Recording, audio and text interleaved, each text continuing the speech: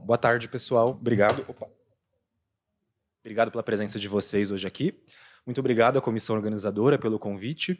E, basicamente, hoje eu vou falar com vocês sobre o papel da terapia nutricional parenteral, né, no paciente cardiopata, os desafios que nós encontramos na prática clínica, né?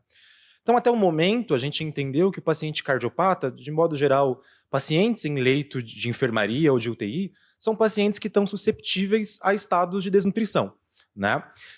E esses pacientes, eles precisam de terapia nutricional para minimizar as perdas oriundas do aumento do gasto energético das doenças, sejam elas doenças cardiovasculares ou outras doenças que acometem o paciente que levam ele à internação. Diante disso, estratégias são necessárias para mudar desfecho. Então a gente pode pensar em terapia nutricional oral para o paciente que está com uma redução da ingestão alimentar, como já foi dito.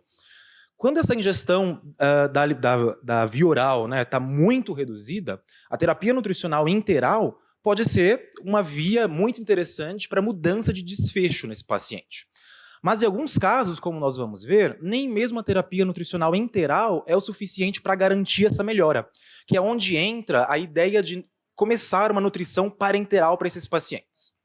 Então a nutrição parenteral nada mais é do que a infusão de nutrientes por via intravenosa. Isso pode ser tanto por acesso periférico, das veias das mãos, por exemplo, ou por acesso central, de grandes veias, como a veia subclável ou jugular. Ela existe na modalidade de terapia nutricional parenteral total, que é quando todas as necessidades nutricionais do paciente são ofertadas por essa via, e nós temos também a terapia nutricional parenteral complementar, que é quando o paciente consegue se alimentar por uma outra via, seja ela via oral ou via interal, e parte das suas necessidades são suplementadas ou complementadas com essa via. As indicações são bastante claras e conhecidas na literatura. Basicamente, a terapia nutricional parenteral ela é indicada para indivíduos que não conseguem utilizar o trato gastrointestinal como via para a nutrição, seja ele de forma total ou de forma parcial, né? E é recomendado para pacientes que não toleram a nutrição por via oral ou por via enteral. Pacientes que têm, por exemplo, os casos graves de diarreia ou casos graves, por exemplo, de vômitos ou intolerância à nutrição enteral, né? As contraindicações são muito semelhantes para qualquer uma das outras palestras que foram aqui. Então, seja para via oral, enteral ou parenteral, a instabilidade hemodinâmica, a queda da pressão arterial média, da pressão arterial sistólica, diastólica, alteração da frequência cardíaca, é um indicador para não ofertar dieta para esse paciente, independente da via. E quando falamos de pacientes cardiopatas, nós falamos de pacientes que tendem a ter instabilidade do ponto de vista hemodinâmico, haja vista que o coração é o grande órgão que leva à manutenção da pressão arterial. Bom, a nutrição parenteral, então, para pacientes deve ser iniciada o mais precocemente possível. Isso acontece porque, como já foi dito ao longo das aulas, esses pacientes são expostos a grandes taxas de desnutrição. Então, quanto mais precoce possível for o início da nutrição parenteral para esse paciente, melhores são os desfechos clínicos que eles vão encontrar ao longo da sua internação. Bom, a nutrição parenteral, então, tem componentes muito conhecidos, muito clássicos. O primeiro deles é uma fonte de energia, que majoritariamente é ofertado por glicose.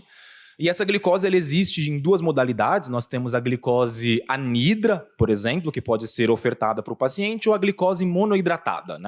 A glicose monoidratada é o que a gente vai encontrar majoritariamente na prática clínica, que devido a algumas mudanças na sua estrutura, ela tem um pouquinho menos de caloria do que a glicose, o carboidrato, quando a gente calcula recordatórios alimentares, por exemplo, por via oral.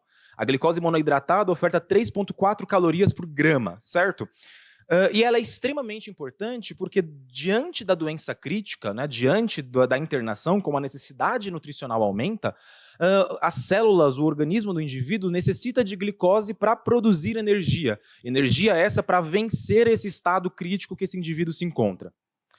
Aminoácidos também são muito importantes de estarem presentes nessa nutrição parenteral, e existem uma série de aminoácidos que podem estar presentes, desde aminoácidos modificados, com aminoácidos padrões, por exemplo, mas é importante que eles estejam presentes na bolsa de nutrição parenteral, e no caso de pacientes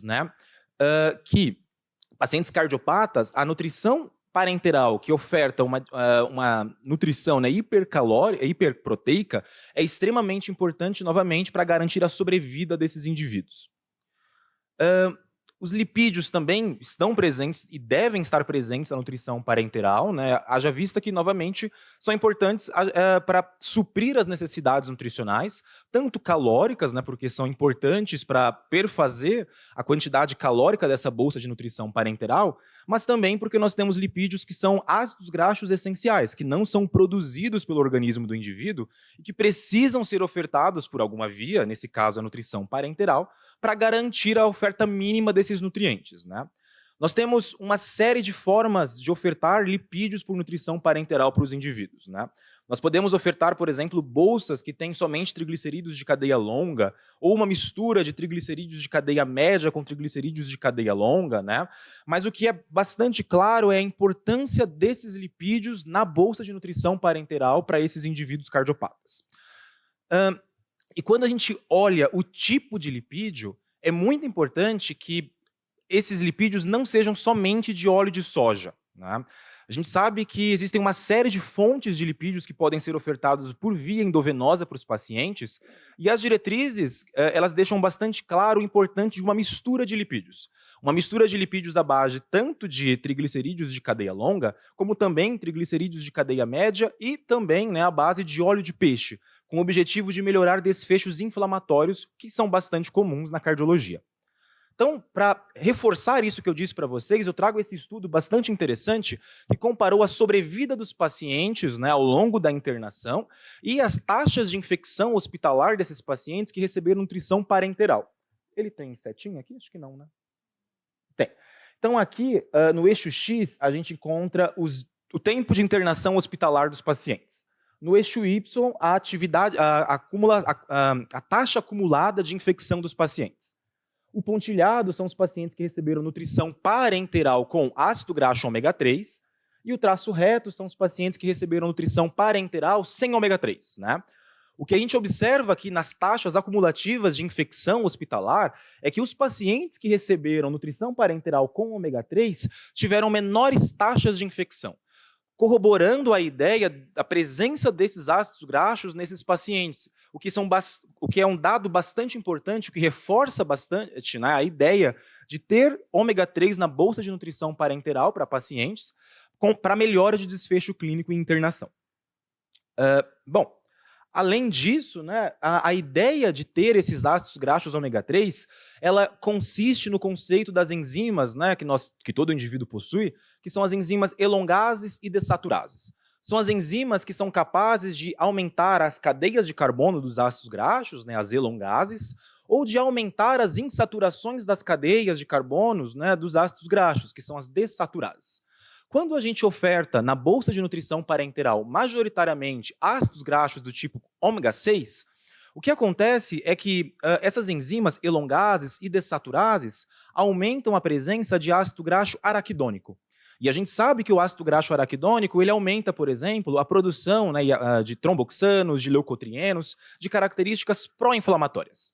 Quando nós temos nutrição parenteral rica em ácidos graxos ômega 3, a gente oferta para esses pacientes nutrientes que vão ser utilizados por essas enzimas elongases e dessaturases, aumentando a concentração plasmática de ácido eicosapentaenoico, o EPA, e de ácido decosaexenoico, DH. E a ideia é que esse EPA e DHA eles vão aumentar a produção de resolvinas, de maresinas, que tendem a reduzir a agregação plaquetária, né? Então eles são antiagregantes plaquetários, e reduz a inflamação desse paciente. Pensando que esse paciente cardiopata ele já tem uma doença inflamatória de baixo grau, e pensando que se ele está utilizando uma bolsa de nutrição parenteral, provavelmente o status inflamatório dele já está mais elevado do que o normal, lançar mão de uma estratégia, né, de colocar ácidos graxos ômega 3 na bolsa de nutrição parenteral parece ser benéfico pensando em melhora de desfecho clínico para esse público específico. Bom, além desses nutrientes, né, dos macronutrientes, eletrólitos também precisam estar presentes diariamente na bolsa de nutrição parenteral, haja vista que eles agem, né, como cofatores de diversas enzimas que são essenciais tanto para a síntese energética como na defesa imunológica desse indivíduo. Então aqui eu trago para vocês a recomendação de eletrólitos que deve estar presente na bolsa de nutrição parenteral de maneira corriqueira. Todos os dias esses eletrólitos devem estar presentes para garantir então o aporte mínimo de nutrientes. E o mesmo acontece para as vitaminas, né? Então as vitaminas, tanto vitaminas hidrossolúveis quanto as vitaminas lipossolúveis, elas também devem estar presentes diariamente na bolsa de nutrição parenteral desses indivíduos, com o objetivo de suprir as suas necessidades nutricionais. Eu trago para vocês aqui o posicionamento da Sociedade Brasileira de Nutrição Enteral e Parenteral, que é a Braspen, sobre o uso de micronutrientes por via parenteral em adultos, né? Então, eles trazem uma série de referências e uma série de dados clínicos sobre a relevância de cada uma dessas vitaminas em melhora de desfecho clínico. E é extremamente importante que o nutricionista da área hospitalar domine esses dados, né? Porque para que haja discussão e crescimento em equipe multiprofissional e, principalmente, para que haja melhora de desfecho clínico, é bastante importante que esse profissional responsável pelo estado nutricional do paciente, que é o nutricionista, domine essa área, né? Principalmente se é um profissional que trabalha do ponto de vista de melhora de desfecho em internação hospitalar ou em ambulatórios, por exemplo. Bom, obviamente, além de eletrólitos e vitaminas, as diretrizes também recomendam que os oligoelementos ou elementos traços também estejam presentes. Então, a gente entende que a nutrição parenteral é uma área ainda pouco estudada pela maioria dos nutricionistas, né? Mas que ela é extremamente importante de ser olhada com mais atenção por nós, porque o objetivo dela é de promover minimizar as perdas catabólicas que são oriundas da doença, né? E, em última instância, maximizar o ganho de massa muscular, maximizar a oferta de nutrientes, que é muito comum nesses pacientes. Então, em muitos momentos, a terapia nutricional enteral e a terapia nutricional parenteral são os momentos que a gente tem para recuperar ou para minimizar as perdas do paciente. É muito difícil alcançar as metas nutricionais de pacientes cardiopatas com alimentação por via oral, associada à suplementação por via oral, né? E isso é muito difícil porque a alimentação hospitalar ela é muito diferente do que é comum, do que é o que o paciente está acostumado a comer em casa, né? Então é uma alimentação mais hipoglicídica em alguns momentos, hipossódica em alguns momentos, hipocalórica, rica em fibras, né? O que, se nós olharmos, se a gente tiver um olhar mais cauteloso para a alimentação do brasileiro, a gente observa que é muito diferente do que a gente observa, do que a gente consegue ver, né, nesses pacientes em casa. Então, a rejeição à alimentação, a redução da ingestão alimentar nesses pacientes internados é bastante presente. Principalmente naqueles pacientes que têm doenças cardiovasculares que levam a um tempo de internação muito elevado, como é o caso, por exemplo, da insuficiência cardíaca, né? E, às vezes, também, a palatabilidade do suplemento que a gente tem no hospital não ajuda esse paciente a suprir as suas necessidades. Então, muitas vezes, a terapia nutricional enteral, quando o paciente precisa, ou a terapia nutricional parenteral, é o momento que a gente tem de ofertar o máximo de calorias, de energia, né, de proteína para esse paciente, para tentar vencer esse estado que ele se encontra de subnutrição há muito tempo. Então, entender e saber, né, como calcular e manejar a nutrição parenteral é extremamente importante.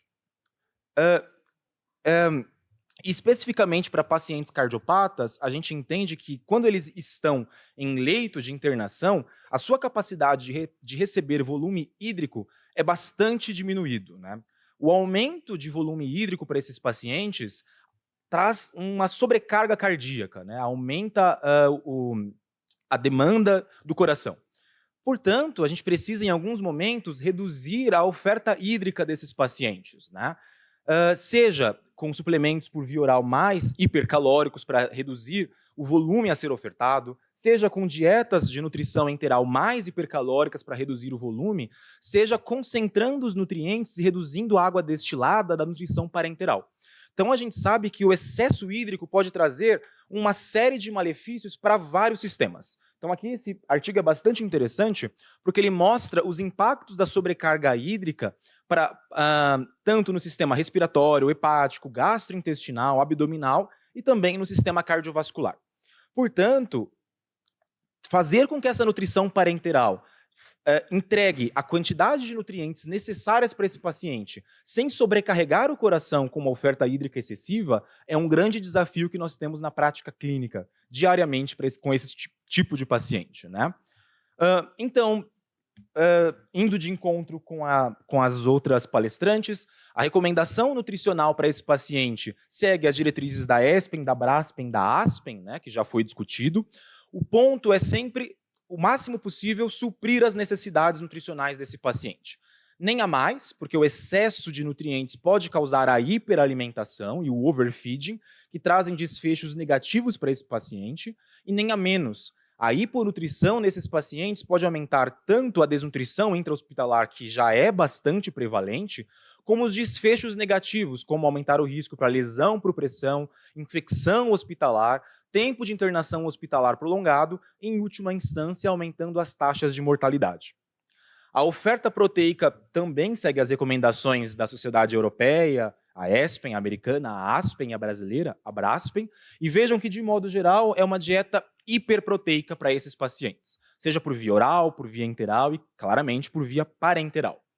Mesmo em casos de disfunção renal, né? Mesmo que o paciente, e aqui eu estou falando de um paciente mais grave, um paciente em leito de terapia intensiva, mesmo que haja aumento das escórias nitrogenadas, mesmo que haja elevação de creatinina, de ureia plasmático, a nutrição parenteral ela deve ser hiperproteica, né? Porque os malefícios da desnutrição eles são muito maiores do que, por exemplo, expor esse paciente a uma hemodiálise para reduzir escórias nitrogenadas. Bom, muitas vezes esses pacientes cardiopatas, por serem pacientes hemodinamicamente instáveis, necessitam, né, de leito de terapia intensiva em alguns momentos de intubação orotraqueal. Esse estudo aqui ele é bastante interessante porque ele mostra, né, os desfechos negativos da intubação orotraqueal na massa muscular dos indivíduos. Então ele está mostrando aqui para a gente que basicamente, né, a intubação orotraqueal diminui a mobilidade desse paciente. Ao mesmo tempo, a intubação orotraqueal aumenta a proteólise, a perda de proteínas, né, a perda de massa muscular e aumenta o gasto energético desse paciente. Na maioria das vezes, esse gasto energético ele não é suprido com alimentação por via enteral ou por via parenteral por uma série de intempéries que acontecem na UTI com o paciente. Em última instância, o resultado é a perda de massa muscular, levando esse paciente à síndrome pós-UTI.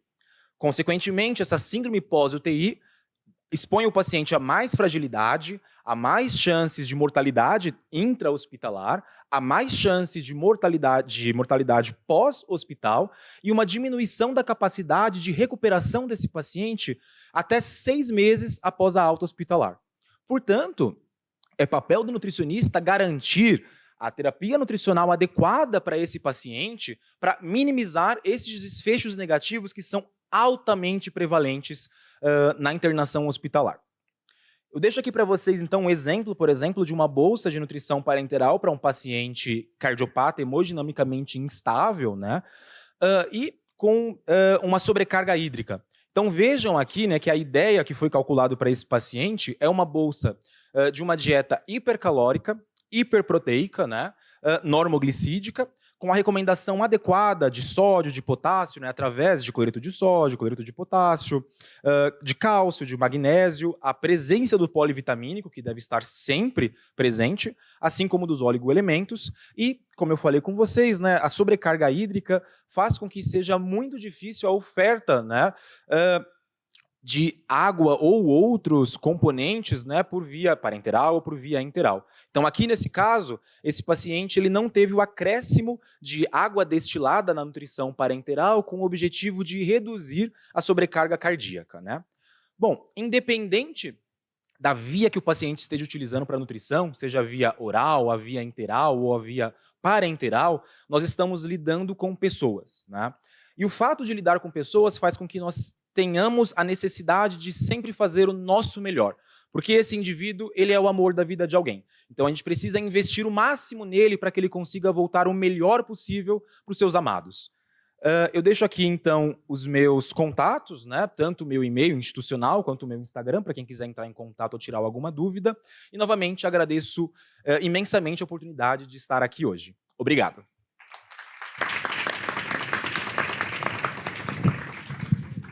Bom, gente, obrigada, né, pela palestra. Pelo adiantado da hora, infelizmente a gente não vai conseguir abrir para perguntas, mas eu gostaria de parabenizar vocês. Parabéns mesmo. Foi um tema muito bacana falar sobre isso. É um tema que eu particularmente gosto.